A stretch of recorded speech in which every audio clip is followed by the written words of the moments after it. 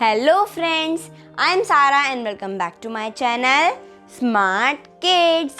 दोस्तों, आज मैं आई हूँ जीवन परिचय लेकर एक ऐसे स्वतंत्रता सेनानी का जो कि एक महान वैज्ञानिक, एक राजनेता और एक कवि भी थे। और हाँ, ये भारत के पहले शिक्षा मंत्री यानी एजुकेशन मिनिस्टर भी बने। ये हैं मौलाना अबुल कलाम आज़ाद, जिन्हें मौलाना आज़ाद भी कहा जाता है। चलिए जानते हैं मौलाना आज़ाद के बारे में। मौलाना अबुल कलाम आज़ाद का असली नाम अबुल कलाम गुलाम मुहिउद्दीन है। आज़ाद का जन्म 11 नवंबर 1888 को मक्का, सऊदी अरब में हुआ था। उनके पिता मोहम्मद खैरुद्दीन थे, जो एक बंगाली मौलाना थे और बहुत बड़े विद्वान थे।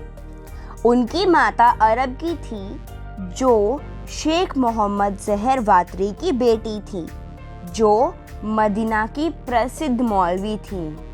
आज़ाद के पिता मौलाना खैरुद्दीन अपने परिवार के साथ बंगाल राज्य में रहा करते थे, लेकिन 1857 के समय हुए विरोध के कारण उन्हें भारत देश छोड़कर अरब जाना पड़ा, जहां मौलाना आज़ाद का जन्म हुआ था। आज़ाद जब 2 साल के थे, तब 1890 में उनका परिवार वापस भारत आ गया और कलकत्ता में बस गया। आज़ाद की शादी मात्र 13 साल की उम्र में जुलेखा बेगम से हुई। मौलाना आज़ाद का परिवार रूढ़िवादी ख्यालों का था। इसका असर उनकी शिक्षा पर पड़ा। मौलाना आज़ाद को परंपरागत इस्लामी शिक्षा दी गई। आज़ाद ने सबसे पहले अरबी फारसी भाषा सीखी। इसके बाद उन्होंने दर्शन शास्त्र, ज्योमेट्री, गणित और बीजगणित का ज्ञान प्राप्त किया। इसके साथ ही उन्होंने बंगाली और उर्दू भाषा का भी अध्ययन किया। आज़ाद को पढ़ाई का बहुत शौक था। वे खुद से ही अंग्रेजी, विश्व का इतिहास एवं राजनीति के बारे में पढ़ा करते थे। मौलाना आज़ाद स्वतंत्रता की लड़ाई एक मौलवी के रूप में शिक्षा लेने के बाद भी आज़ाद जी ने अपने इस काम को नहीं चुना और हिंदू क्रांतिकारियों के साथ स्वतंत्रता की लड़ाई में हिस्सा लिया। 1912 में मौलाना आज़ाद ने उर्दू भाषा में एक साप्ताहिक समाचार पत्र अल हिलाल की शुरुआत की, जिसमें ब्रिटिश सरकार के विरुद्ध में खुलेआम लिखा जाता था और साथ ही साथ हिंदू मुस्लिम की एकता पर भी बात छपती थी। सन 1914 में अल हिलाल नामक अखबार बैन करवा दिया। इसके बाद आज़ाद ने अल बलाग नामक पत्रिका निकाली, जो अल हिलाल की तरह ही कार्य करती थी।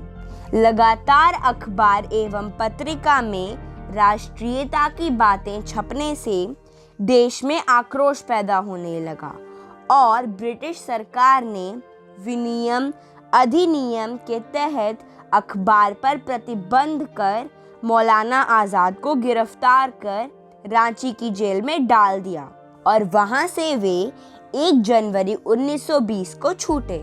इसके बाद मौलाना आज़ाद ने खिलाफत आंदोलन शुरू किया, जिसके द्वारा मुस्लिम समुदाय को जागृत करने का प्रयास किया गया। आज़ाद ने फिर गांधी जी के साथ मिलकर असहयोग आंदोलन में बढ़ चढ़कर समर्थन दिया और सभी अंग्रेजी सामान का पूर्णतः बहिष्कार किया।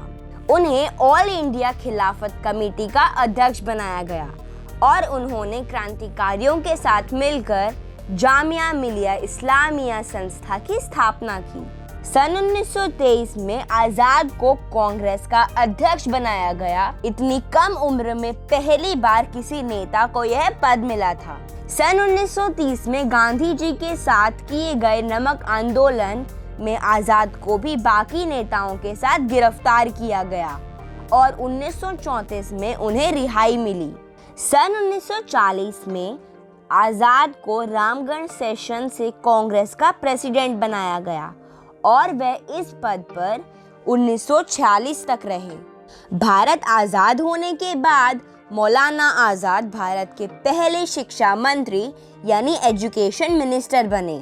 शिक्षा मंत्री बनने पर आज़ाद ने कई शिक्षा नीति पर काम किए, जैसे 14 वर्ष से कम उम्र में भी सभी लोगों के लिए शिक्षा अनिवार्य कर दी, माध्यमिक शिक्षा और गरीब एवं महिलाओं की शिक्षा पर बल दिया। उनका कहना था कि देश की उन्नति की नींव शिक्षा से ही रखी जा सकती है। वे वैज्ञानिक शिक्षा पर विश्वास करते थे। उन्होंने कई यूनिवर्सिटी और इंस्टीट्यूट्स का निर्माण कराया, जहां उच्च स्तर की शिक्षा मौजूद हो। इनके ही कार्यकाल में देश का पहला IIT, IISc एवं विश्वविद्यालय का निर्माण हुआ। 22 फरवरी 1958 को हार्ट अटैक के कारण मौलाना आज़ाद का निधन हो गया। वे उस समय दिल्ली में थे। सन 1989 में मौलाना आज़ाद के जन्म दिवस पर भारत सरकार द्वारा शिक्षा को देश में बढ़ावा देने के लिए मौलाना आज़ाद एजुकेशन फाउंडेशन बनाया गया। मौलाना आज़ाद के जन्म दिवस पर 11 नवंबर को हर साल नेशनल एजुकेशन डे के रूप में मनाया जाता है। यह सन 2008 को शुरू किया गया था। भारत के अनेकों शिक्षा संस्थान जैसे स्कूल, कॉलेज के नाम इनके नाम पर रखे गए हैं। मौलाना आज़ाद को मरणोपरांत सन 1992 में भारत रत्न से भी सम्मानित किया गया। भारत में शिक्षा के क्षेत्र में बदलाव लाने की शुरुआत तो मौलाना आज़ाद ने ही की थी। उनको भारत देश में शिक्षा का संस्थापक कहें तो ये गलत नहीं होगा। भारत शिक्षा में इतना आगे बढ़ जाने का कारण मौलाना आज़ाद का अथक प्रयास ही है। मौलाना आज़ाद जानते थे देश में उन्नति एवं विकास के लिए शिक्षा का मजबूत होना बहुत ज़रूरी है, और यही कारण है कि वे अपने अंतिम दिनों में भी शिक्षा की तरफ प्रयासरत रहे। दोस्तों, आशा करती हूँ आपको मौलाना आज़ाद का जीवन परिचय पसंद आया होगा। तो इस वीडियो को एक लाइक एंड शेयर तो बनता है, और हाँ, चैनल को सब्सक्राइब करना मत भूलिएगा। Thank you friends, bye bye.